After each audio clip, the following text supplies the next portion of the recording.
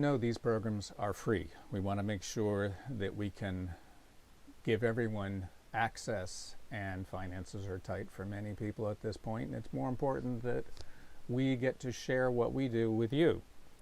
That can only happen with sponsors, and we're very happy tonight that this evening was sponsored by the Community Endowment of Lexington. Now, CEL, as it's known, actually does a huge amount in our community, and in fact, when this pandemic hit in March, musicians in our orchestra were very profoundly affected by it, because basically all the freelance work, which is how they sustain themselves, stopped. The music stopped, everything stopped, and the board of directors established a musicians relief fund, and Community Endowment of Lexington was one of the first groups that actually stepped up and said, we want to participate, we want to help, as they do in so many other things around Lexington. Now, if you don't know some of the things that they've supported, I just want to take a minute to tell you.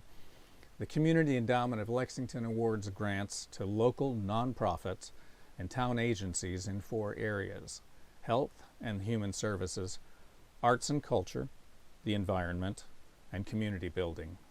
CEL encourages innovative, collaborative solutions to local issues, enhancing the quality of life for all Lexingtonians. Since 2014, CEL has awarded over $200,000 to more than 30 organizations, supporting initiatives in food insecurity, arts for individuals with special needs, environmental awareness, affordable housing, and so much more. So, thank you very much, CEL, for allowing us to bring this program to as many people as possible.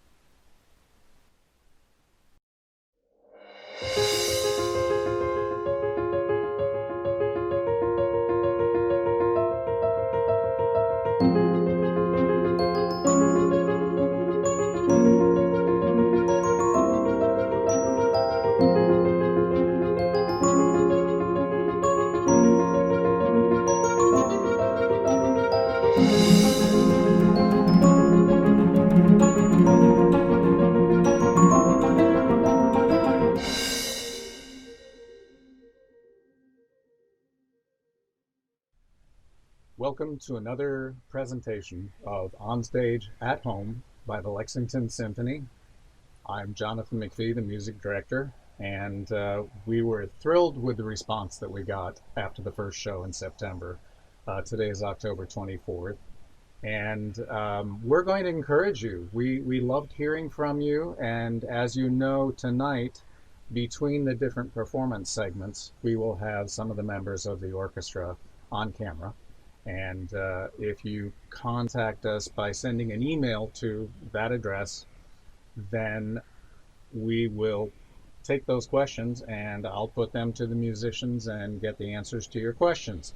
This is something you can't do in a normal concert. You would be shushed. So take advantage of it. Listen to the music. Those questions that run through your minds when you're usually watching a concert, you can now put the question down in an email and send it to us. Now, the other thing that was really a thrilling response to get was what we did at the end of the show last time, which is a full orchestra that was filmed in actually 4 different sections. We blended the music together and the video so that we had a full orchestra presentation. And since that was such a hit, I thought we'd start this show off with another one. Now, just to remind everybody, this is not one of those YouTube videos where people are sort of lip-syncing with their instrument and then the sound is either blended with a commercial recording or replaced. This is 100% every single note came from these sessions we did here at Cary Hall. Carefully socially distancing, as you can see by masks on the strings.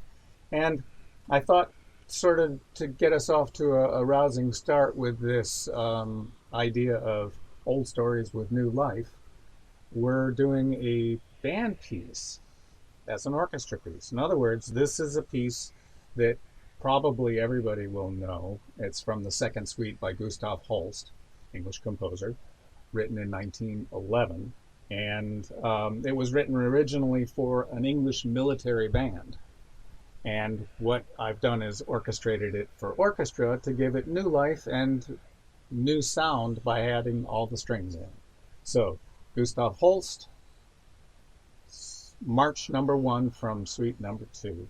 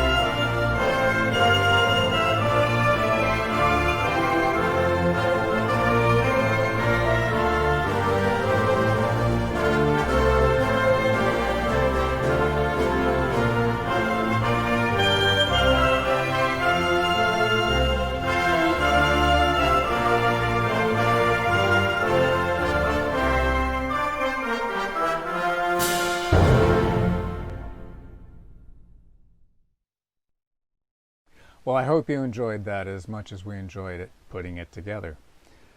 Before we go any further in the program, for those of you who are watching on our website, lexingtonsymphony.org, just below the portal, there should be a button that gives you program notes.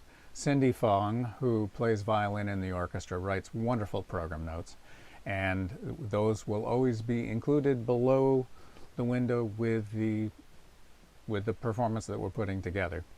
Now, in keeping with the old things that have new life, this next piece has kind of an interesting story. And Stravinsky, not long after that Holst band piece was written, Stravinsky at the end of World War I had the idea for a theater piece. Now, there was a practical idea in this. He was trying to figure a way to keep friends employed. And this is a piece for 7 instruments, actors, and dancers. Small ensemble that would travel around Europe. And it's called The Soldier's Tale, and it's based on a parable, an old Russian parable, about a soldier, Russian soldier, who managed to get through the entire war with his violin, and after the war was traipsing along on the road and met the devil. And he made a pact with the devil that if he gave the devil the violin, in return, the devil would give him unlimited wealth. And then the story begins. Now, that would not have happened without the financial support Stravinsky got from a friend, Werner Reinhardt. And it just happened that Werner Reinhardt was an amateur clarinetist. So I've always thought it was Stravinsky's sense of humor that he decided that the man who put up the money for him to create this theater piece should get a gift about the story that has to do with music and money. So what Stravinsky did was take several of the melodies from L'Histoire de Soldat, and the clarinet figures very prominently in that, and he reworked them into a new composition called 3 Pieces for Solo Clarinet, and gave them to Mr. Reinhardt as a gift. So we're very fortunate to have a performance by our principal clarinetist, William Kirkley. And just to remind you, Bill will be on camera after the performance. So while you're listening to the performance, or if you have questions after the performance, send those to us at this email address, info, and we'll take the questions and I'll pitch them to Bill and you'll get them answered. So enjoy Stravinsky 3 Pieces for Clarinet.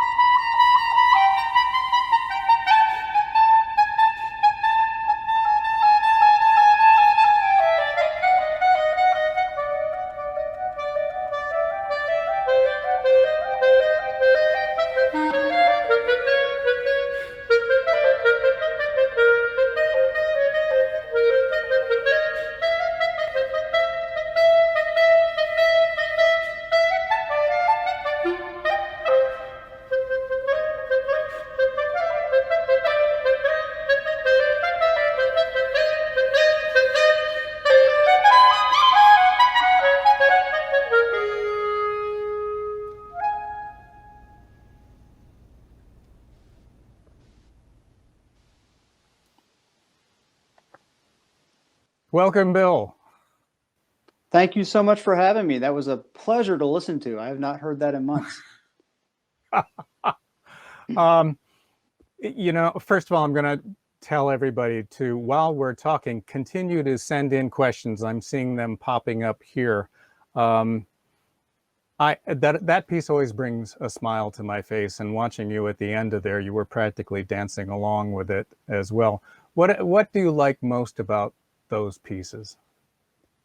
I love certainly the technical challenge of playing them. I mean, they are fantabulous pieces to play on clarinet, but also the theatrical tie-in. The idea that we're doing something inspired by L'Histoire, which is a piece that is just near and dear to my own heart, but also that it ties in so much to music of that period, both the ragtime in the third movement, the free improvisation, almost jazz in the second movement, the long, slow themes in the first movement. It's beautiful, beautiful music, even though our ears sometimes take a little bit of an adjustment to get there. By today's standard, these are incredible pieces, and they were at the time also. There's an interesting question that just came in from Ian. Is there much repertory for solo clarinet? I mean, that was just you. That was just me.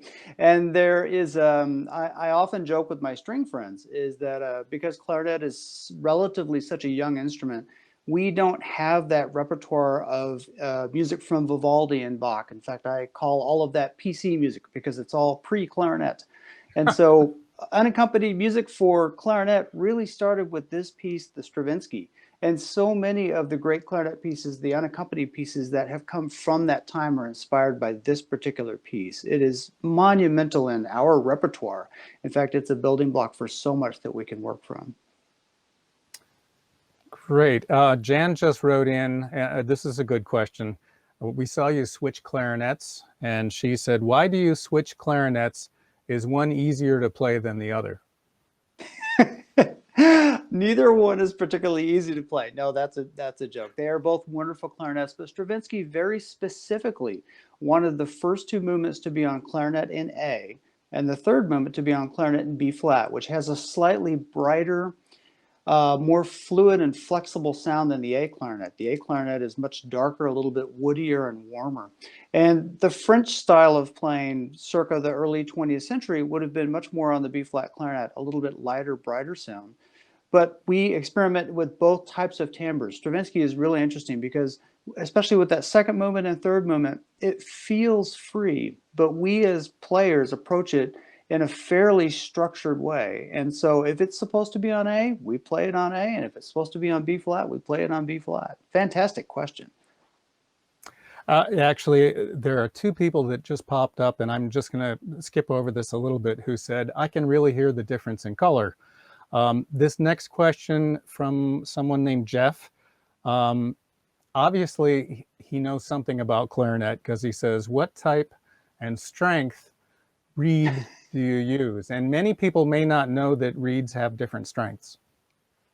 Well, and many people in the viewing audience may not know that clarinets are actually, the sound on the clarinet is produced by this little piece of wood called a reed, and that reed straps on my instrument. And as a very general rule, if you're a beginner, you're playing on a very soft reed, and as you develop as a clarinet player, you're playing on a harder and harder reed, especially as you get higher and higher notes. But to concisely answer that question, I actually play on fours, which are not super hard reeds. A lot of what we do on the clarinet is all vocally influenced. And so we can play on a lot of different reeds, but if our vocal apparatus, our tongue and our throat are set up in the right way, we'll produce the pitches. We need to hear our pitches before we play them. Just like brass instruments and string instruments, we're always working for that vocal quality in our playing. One thing that I have always particularly enjoyed about your playing is that there are different sounds in different places. Like there's a New York sound, and I think the Boston clarinet sound generally is warmer, but I've always appreciated the fact that you get a very rich, warm sound, whether you're playing high, where it can sometimes get shrill, and low, where it's a much deeper sound. And actually, I just saw a question come through. How does your embouchure, which is your mouth, adjust to the wide range required in the first movement and as low as the clarinet goes, almost, and very high. I guess that means, you know, how do you adjust to things that take a different shape of your mouth, whether it's high or low, and what influences That really is, are there? again, yeah, that is really a fantastic question. Clarinet we think of as having a fairly firm embouchure. It tends to be a little bit more static than you might think on saxophone or even oboe or bassoon, in that lower notes and higher notes are produced with relatively the same pressure. And so what I'm thinking, and I would go back to my earlier question or my earlier answer, is that I'm thinking very vocally about the way I play. And so, especially that first movement, I've always thought of that one theatrically as being a conversation between two guys, you know, one grumpy lower old man and one not as grumpy higher person, and just trying to emulate the vocal qualities of the human voice while doing that. When we get into the higher notes of the second movement, and again, it's about making sure my vocal apparatus, my tongue and my throat, and my preparation are all set up for the notes that I'm intending to play. That's a fantastic question. Wow. We have a very educated sort of on that. audience. It is very much so. This is sort of along the same line. Heath just wrote in and said, I play a brass instrument, and I was wondering how you get such high notes on a reed instrument, as it's very different from a brass mouthpiece, which makes me think he may be playing a lower brass instrument. That's a very interesting question. We as clarinet players and woodwind players sometimes in general, I don't want to be stereotypical about it, we sometimes get in the habit of just throwing our fingers down and hoping for the best. And the greatest experience I had as a clarinet player, especially in college, was to actually play trumpet in the college in the college basketball band, because that helped my clarinet playing so much. There's only three vowels. I had no idea what was coming out because so I had to literally think about the pressure and the pitch that I was thinking about. Sort of goes back to that vocal quality in playing, is that if we can really sing our way through the instruments, it does make everything easier. Huh. Well, Bill, I'd like to thank you very much for a beautiful performance and for taking time to answer questions from the audience. Absolutely. Thank you so much, Jonathan. Next up are two pieces that will be played by the Wind Quintet from Lexington Symphony. Before I get into that, though, I'd like to remind everybody that you can text to donate, and you can also send donations through our website. If you go to lexingtonsymphony.org, there are plenty of opportunities, little buttons around to donate, and those are very important to us. So if you're enjoying today's show, then please be generous and donate. The first of the two pieces the Wind Quintet's going to play is a piece by Valerie Coleman. And Valerie is very much a sought-after composer today. She actually has roots to this area, having been educated at Boston University. She is Performance Today's 2020 Woman of the Year in classical music. And the Washington Post actually said she was one of the most important 35 women composers of all time. This next piece, Umoja, she did a longer version of it for full symphony orchestra, which was premiered by the Philadelphia Orchestra. And the version that you're going to hear tonight for Wind Quintet is the one that the New York Philharmonic played last season. It's an exciting piece. It's a wonderful piece. Umoja, the word Umoja is Swahili, and it means unity. So I thought this was a very fitting message to be sending out to all of you in the audience. Second piece on the program is a piece by Gabriel Pierné, and this is where, you know, he wrote a lot of piano pieces before the age of 25. Later in life, he went back to these older pieces and gave them new life by orchestrating them. So this was originally from a collection of pieces for little friends, and he orchestrated this one for Wind Quintet, which you're going to hear.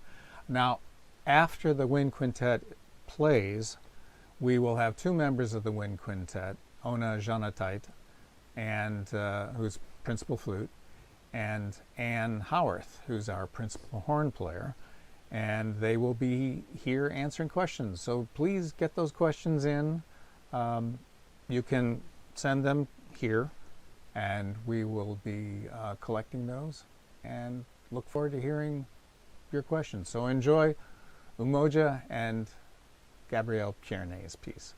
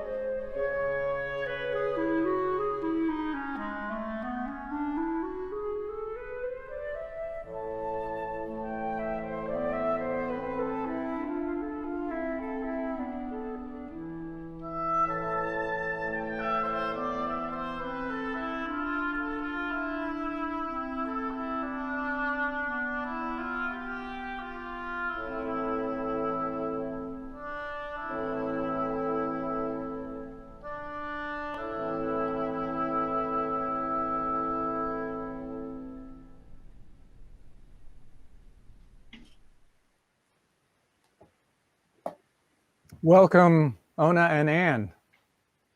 Nice to have you Hello. both here. Thank I you very have a much. ton of questions that are coming in really fast, so I want to try and get through as many as I can.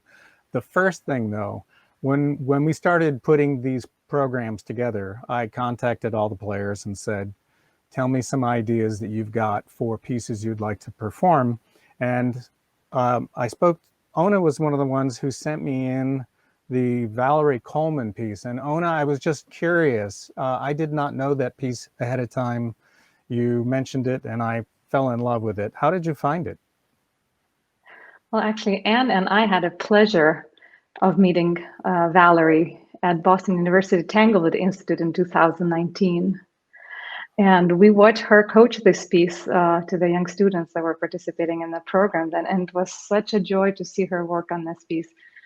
She's such a powerful, energetic, wonderful human. And watch her talk about this music and saying how she actually created it first of all for women's voice, for choir, to celebrate first day of Kwanzaa, and that is called Umoja, which means unity in Swahili.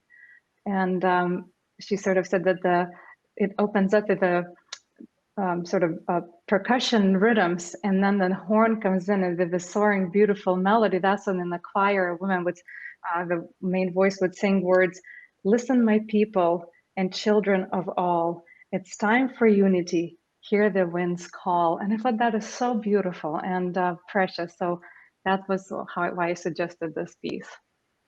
Oh, great. Several for Anne. Anne, first one coming in is from Sally, and this is a great question. Do you change your sound when playing in a woodwind quintet as opposed to playing in a brass quintet?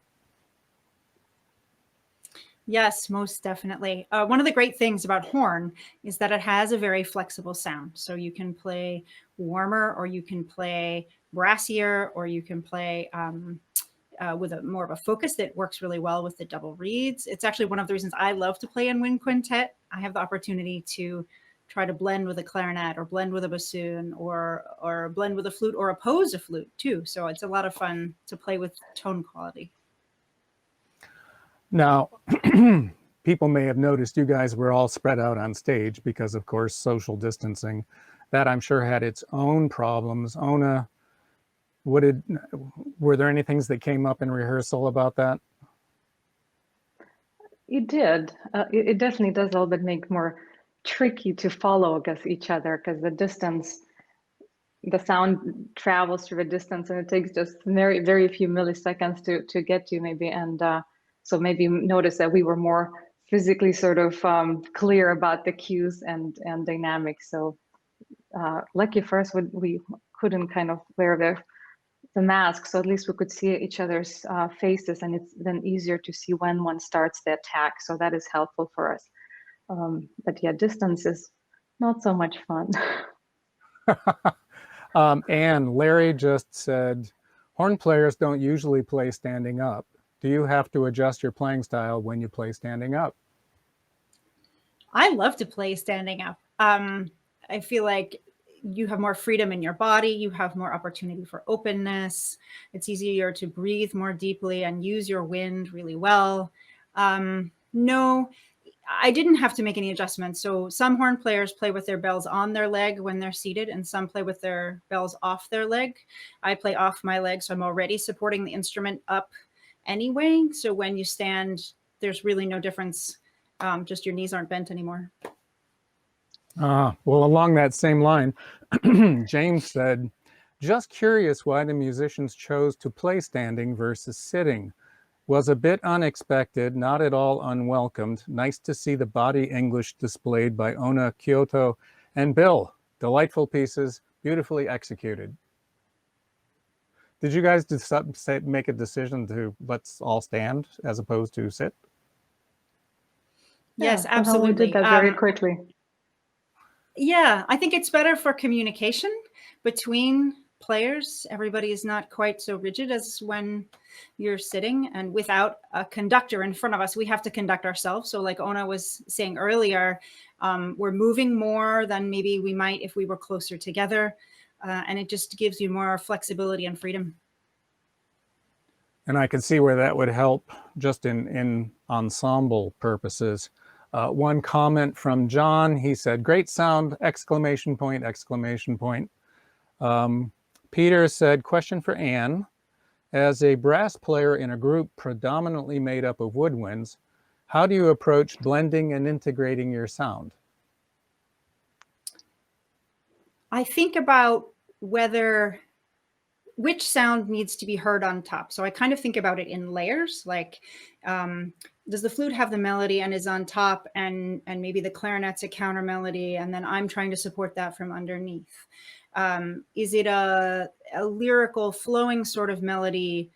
Is my job right at this moment to interrupt the music that's going on, or to somehow make a declarative statement, musically speaking? So I let the content of the music guide me in terms of how I approach tone, color, and character, but also the other combination of instruments with which I'm playing at that moment.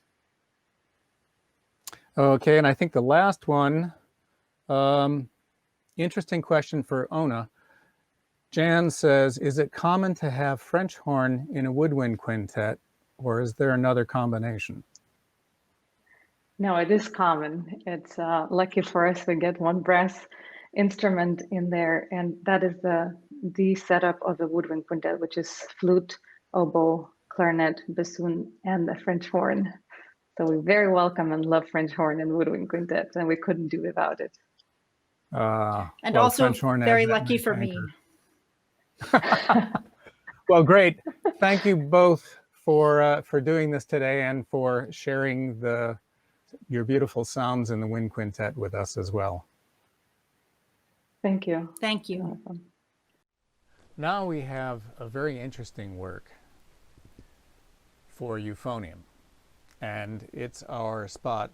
If you remember last time I said one of the things that Lexington Symphony is very committed to is our educational connection to the community, the schools, our program that every single third grader in the greater Lexington area and neighboring towns sees in usually January, orchestrating kids through classics.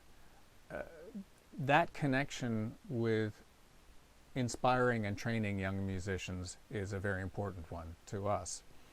So we're featuring Isaiah Carver, who's a euphonium player, in a piece by another female composer. Actually, I hadn't realized that we had put two female composers on the same program. And she's a young Taiwanese composer born in 1976, Miss Wan-Yun Liang. And she actually, I'll read you what she wrote about this piece called Once in a Blue Moon. She said, it tells the story of two lovers who coincidentally met, fell in love, and watched the moon under the moonlight. Now, when I heard this piece, it reminded me of something that I would expect to hear Tommy Dorsey's band play. It just shows you how cross influences happen. The fact that a young Taiwanese woman would write for a euphonium in the style of something that sort of comes out of the big band, American big band heritage, at least that's my impression, I thought was really unique. So enjoy, and again, post questions as they come up.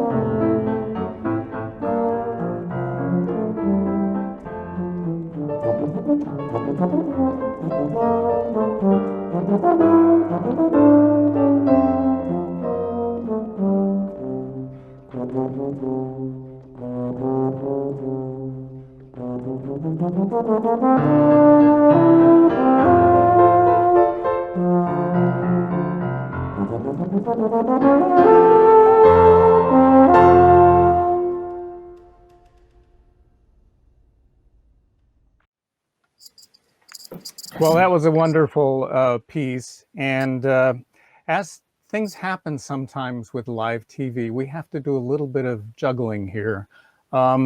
Joby Wilson, our tuba player, is the one who had put me on to both this piece and to young Isaiah Carver, who graduated from high school last year. And Isaiah is a freshman at Cleveland's Case Western Reserve University. And as I'm finding out, if you're a college freshman anywhere right now with the pandemic, you're under a lot of stress.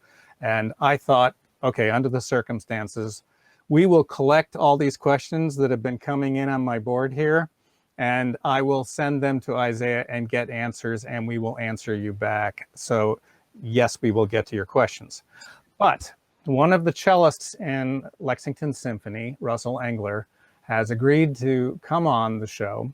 And we thought we would highlight a program that is it's a very popular program at Lexington Symphony called Sponsor a Player. And to give you just a brief outline of what that is, it's an opportunity for people who are in the audience to show their appreciation for a particular player. And there are many different ways that that happens. I mean, these are great stories. And I happened to catch the story between Barbara Huey, who sponsored Russell, and Russell, as many of the musicians do, actually has many different talents and many different jobs. It's rare that, unless you're in a 52-week orchestra, that you do only music. And we have a really interesting group of people. So Russell, I'm going to put you on the hot spot here and say, can you give us some background to this story? Sure. So this is sponsored in memory of Chief Justice Ralph Gans, who was a Lexington resident, and I worked with him for over a decade on the Massachusetts Access to Justice Commission. For anyone who read the chief's obituary, he was incredible in promoting racial justice and reforms to the criminal justice system. But the work of the Access to Justice Commission that I did with him focuses on the civil side of the legal system. Those are cases like evictions that can lead to homelessness, domestic violence cases, debt collection cases. And unlike with criminal cases, you don't have a right to a lawyer if you can't afford one. So the commission and the work that I did with him until his untimely passing last month involved trying to press for court reforms and trying to develop assistance programs so that people who don't have a lawyer don't have to navigate the court system alone and have a fair shot at achieving justice. So in case you haven't figured out, Russell is also a lawyer, not just a cellist. And we, to my knowledge, there are two musicians in the orchestra who are lawyers, Rebecca Hawkins and you. Do we have any others? Not that I know of, but everybody may not be confessing. Yeah, okay. All right. So continue. So this story gets more interesting here. Well, because I have a foot in the legal community, I've been praising the symphony right and left, and we've had quite a few people from the legal profession showing up in our orchestra, in our audience, and loving our concerts, including the co-chair of the commission who worked with the chief and me, brought her mom to Carmina Burana, for example. Well, the chief and his wife, Debbie Ramirez, made it to our Pops concert last May. And at intermission, as I often do, I was out mingling and saying hello to the people that I know. I was in the floor of Carey Hall, and he came down from the balcony to seek me out with this huge smile on his face. And he was bursting with questions because that was who he was. He wanted to ask everything and learn everything. But his first order of business was to ask me to hold still so he could take a picture of me in a tuxedo, because he had seen me in a suit, he had seen me in casual clothes, and he was chortling as he took the picture because he wanted to send it around to the other members of the executive committee of the Access to Justice Commission. And then he started in with his questions, and he never got past his first one because he asked, how long had we been rehearsing, expecting me to say weeks or months? And I said, well, our first rehearsal was Thursday, and then we rehearsed Friday, and now we're performing Saturday. And he was flabbergasted. He was just going on and on about how impressive and talented the group was. I tried to interrupt him, which isn't probably a great thing to do with the Chief Justice, to tell him that we all had been practicing madly individually, but he was just going on, and the only thing that cut that short was that I had to excuse myself and get back up on stage to warm up for the second half. You know, you never know about these connections between audience and musicians. We never know who's in the audience, and sometimes just a performance on stage can affect a person's life in ways that we don't know. And we are always in awe of what people in the audience do. A parting word? Well, I just want to thank Barbara, who was so incredibly thoughtful. She and I are friends. We've played chamber music together.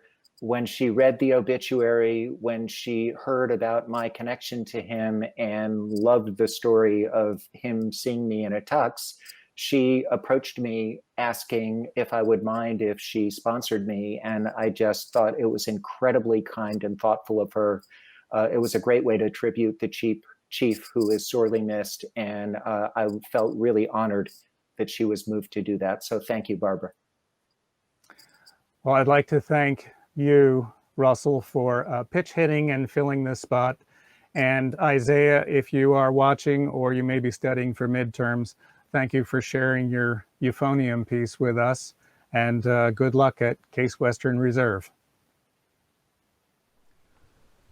This is a good time to remind you that you can text to donate here or go to lexingtonsymphony.org to make a donation, and donations are very appreciated. So if you're enjoying the program tonight and you're enjoying talking with musicians from the Lexington Symphony, then please donate. We'd very much appreciate it. Now, we gave a featured spot to the Woodwind Quintet from the orchestra, and it's only fair then that we give equal time to the string section.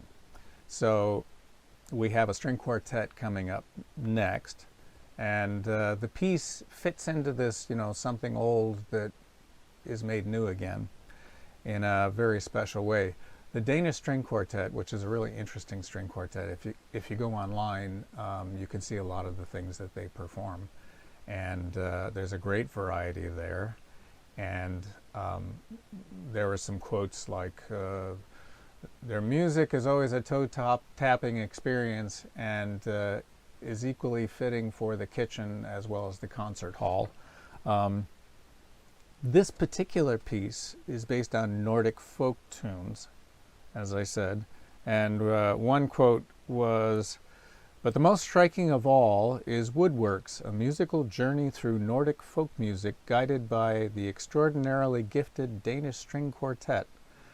This is Sonderho Bridal Trilogy Part 2 that our string quartet will be performing today. And actually, after the performance, Jane Sheena, the cellist, will be on camera, and you can ask questions about the piece and her. Lexington Symphony, keep those questions that would normally be piling up while you're sitting watching a performance at the concert hall. Keep them coming, and I look forward to introducing you to Jane after the performance is over.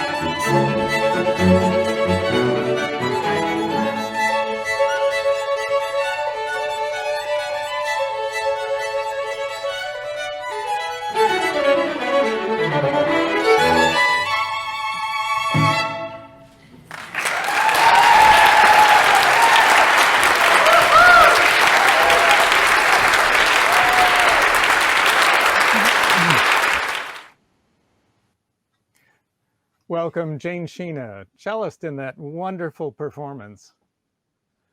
Pretty crazy, right? Yeah, it's That great. was I a was live tapping my toe. Before we go That was much farther, I had a very concerned person write in, and they said they're not wearing masks, and I just want to assure everyone, this was actually filmed just before the big shutdown in March at Fallen Church in Lexington.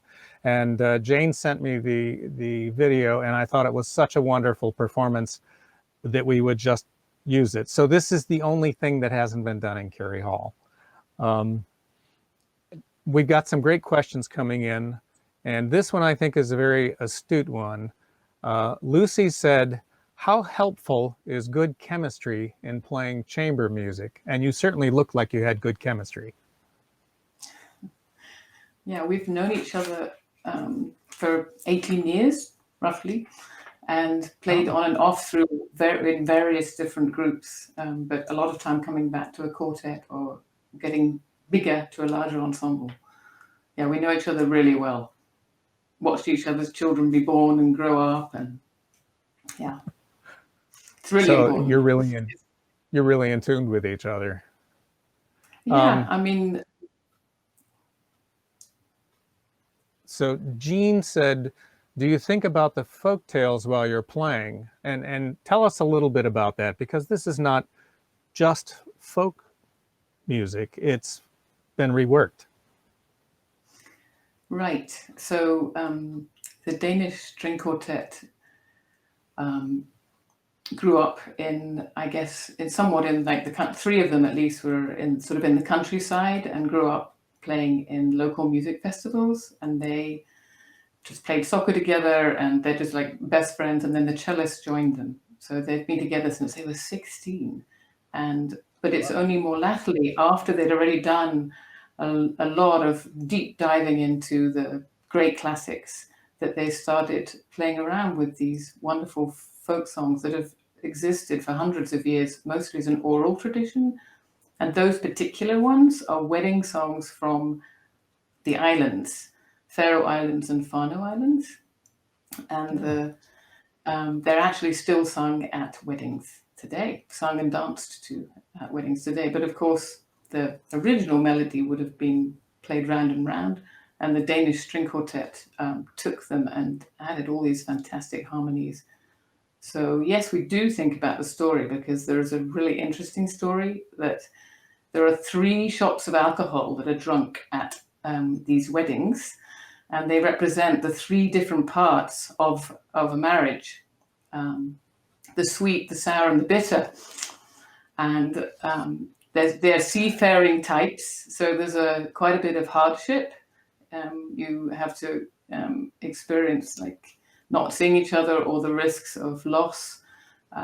But the sweet part is very beautifully represented, and the sour, the difficult parts, and then the bitter, I think, of more like the sad contemplative part of a long marriage, and that you're bound to come across times when you are tested, but you make it through. That's really interesting. Alice said, how do you decide which member of a string quartet sets the tempo, particularly when it changes? Is it always the first violin by definition, or does it vary depending on the piece or the parts? Well, The first violin does set the tempo a lot in that piece, but not all the time. In fact, I don't know if people noticed, but Carl, the viola player, reached over and turned my page because we were taking music from different parts of the album. And so I started by memory and I set the tempo for the second one. And he turned my page for me because there was no way I could turn 6 pages at once and start the piece. So we take turns, and the viola has great tunes in some of that music too. Actually, I'll share something with you that happened. Well, just to let you know how attentive people are to watching that performance. So I'm sitting here watching my note board, and an email came up, and it said, question for Jane. It seems like all the good tunes are played by the violins. How do you feel about not getting any tunes? And that was about halfway through the first section. And just at that point, you got the big tune that starts in the low end, and then Carl joins you after that, and they withdrew the question. So I thought that was funny. One serious question that just came up. Meg asked, how are you managing to keep motivated to practice and set goals for yourself during this really difficult time? You know, that is tricky because as orchestral musicians, and we're all big teachers as well, we really rely on chamber music as our way to hang out. That is a great way to hang out with your friends and really have fun. So we miss it terribly. However, Liz Whitfield had the great idea for us to do concerts in people's gardens and on people's back porches. And we've been doing a lot of these takeout concerts. And in addition, even to the ones in Lexington, through the Lexington Symphony, we've done others as well with our quartet and actually with my husband as well, and played on people's back porches, and people have called it, what do they call it? Like a cross between Lexington and Tanglewood. People bring their deck chairs and their rugs, and they sit in the cold, separated from each other, and we play and do programs. But now the weather is too cold. Now we're a little stuck because we can't play outside anymore. Our instruments are too delicate, so we have to keep thinking of some projects and maybe do. I don't know. We have to figure it out. It's tricky. Definitely tricky. It's a time to definitely think creatively, and people can go to our website. There's information about those takeout concerts that Jane's talking about. And since you mentioned your husband, we should probably mention who he is. Well, he's the English horn player in the Boston Symphony, and we played the Mozart oboe quartet several times with him this autumn, until he absolutely can't play outside below 60. String players can play outside around 60, but oboes absolutely not. So, as you know, because you were trained as an English player, right? Right. We don't like cracked instruments. Well, I'd like to thank you very much, Jane, for sharing your time this evening and your talents with us. Thank you. And now this evening's finale, which will be another orchestra piece and a very special piece to me. Definitely fits into this something old becomes something new again. And it's really because of Bizet's history. Now, had Georges Bizet, French composer, never written anything besides the opera Carmen and the Pearl Fishers, those two pieces would have secured a place for him in the Composers Hall of Fame. This piece, the Symphony in C, and we're going to be doing the finale, was a piece that was discovered decades after the other pieces were created, even though he wrote it at the age of 17 when he was a student at the Paris Conservatory. And like many student pieces there, they get stuck in the library and forgotten about, and everyone forgot about this piece. Well, it emerged decades, as I said, later, and the young choreographer George Balanchine, who went on to bring New York City Ballet to the international fame that it is today, decided to choreograph Symphony in C. Now, up to that point, even though the piece had been discovered, it really didn't enter the symphonic repertory. People didn't really pay much notice to it, especially when they knew that it was written by a 17-year-old. Balanchine created one of his signature ballets to this musical work and basically thrust it back into the orchestral repertory as a wonderful symphonic piece. We thought we'd leave you with big spirits going out into the night with Georges Bizet's Symphony in C finale. Thank you for watching and participating in On Stage at Home.